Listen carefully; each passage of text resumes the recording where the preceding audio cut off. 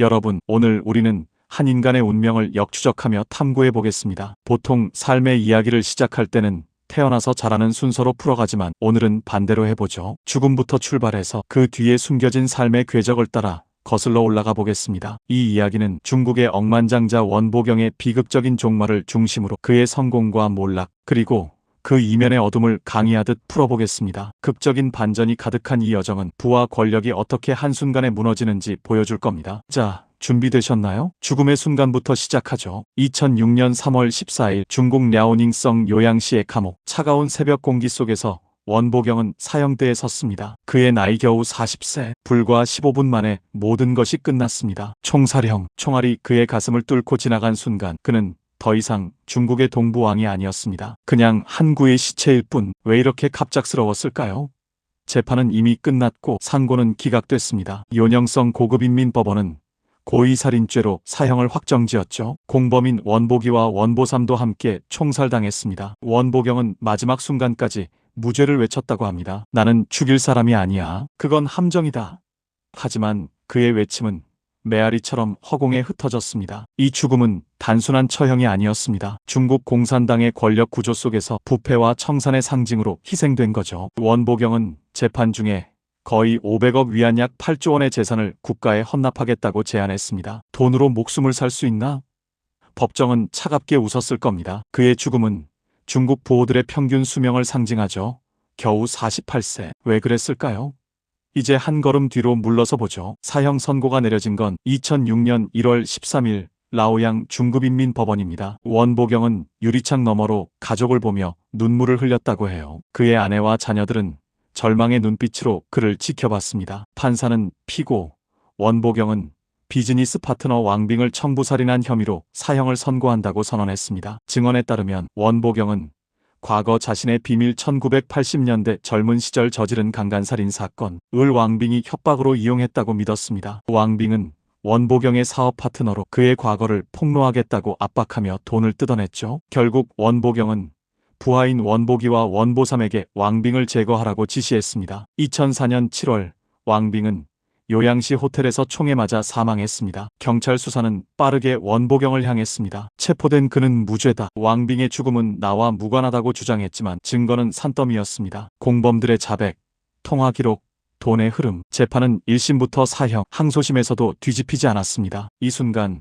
원보경의 제국은 무너지기 시작했습니다. 북경건호그룹은 해체되고 그의 재산은 국가로 몰수됐죠. 성공의 정점에서 떨어진 추락. 하지만 이 몰락은 갑작스러운 게 아니었습니다. 이제 더 깊이 파고들어 보죠. 그의 성공의 이면으로 몰락의 뿌리는 2004년으로 거슬러 올라갑니다. 원보경은 그때 이미 억만장자였습니다. 북경건호그룹의 사장으로 부동산과 투자 자문으로 수백억 위안을 쌓아 올렸죠. 그의 사무실은 북경의 번화가에 자리 잡았고 주변에는 럭셔리 차량과 미녀들이 둘러쌌습니다. 언론은 그를 동부의 왕이라고 불렀습니다. 1990년대 후반 중국의 경제 개방 속에서 그는 기회를 포착했습니다. 1992년 회사를 설립한 후 정부 인맥을 활용해 대형 프로젝트를 따냈죠. 예를 들어 회유 지역의 부동산 개발로 수익을 폭발적으로 키웠습니다. 그의 성공 비결, 가난한 출신에서 나온 야생의 본능과 중국 특유의 관계 네트워크. 하지만 이 성공 뒤에는 어둠이 도사렸습니다. 과거의 죄책감. 1980년대 젊은 원보경은 범죄에 손을 댔습니다. 정확한 세부는 재판 기록에만 남아있지만 강간과 살인 혐의로 도주 생활을 했죠. 그는 북경으로 도피해 새 삶을 시작했습니다. 사업이 번창할수록 과거가 무거운 짐이 됐습니다. 왕빙 같은 파트너가 그 약점을 파고들었고 결국 폭발했습니다. 2004년 체포 직전 원보경은 내 인생은 완벽했다. 왜 이제 와서?